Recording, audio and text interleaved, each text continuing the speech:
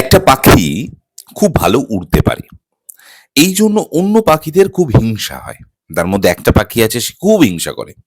পাখিটা উড়ে যায় আর সে শুধু পিছন থেকে দেখতে থাকে আর ভাবতে থাকে, পাখিটা এত ওড়ে, আমরা অতটা উঠতে পারি না। একদিন হিংসার বশে সে পাখিটাকে জিজ্ঞেসই করে ফেললো, এই শোন, তুই এত উড়িস, তোর কষ্ট হয় না? পাখিটা তার দিকে তাকিয়ে বলল, না, একদম কষ্ট হয় না। বলছে, কেন? তখন ওই পাখিটা বলল, তোর কথা ভেবে। বলছে, আমার কথা ভেবে কেন? বলছে, এই যে আমি তো উড়ি আমার একটা খাবারের খোঁজে, বাসস্থানের খোঁজে, বাচ্চাদের দেখভাল করার জন্য। সেটার একটা মানে আছে। কিন্তু তুই তো বিনা মতলবে, বিনা দোষে, বিনা কারণে তুই আমার পেছনে সারাদিন যে ঘুরে বেড়াস, তাতে তোর যদি কষ্ট না হয়, তাহলে আমার কষ্ট হলেও সেই কষ্টটা কি কষ্ট মনে করতে আছে? তুই বল।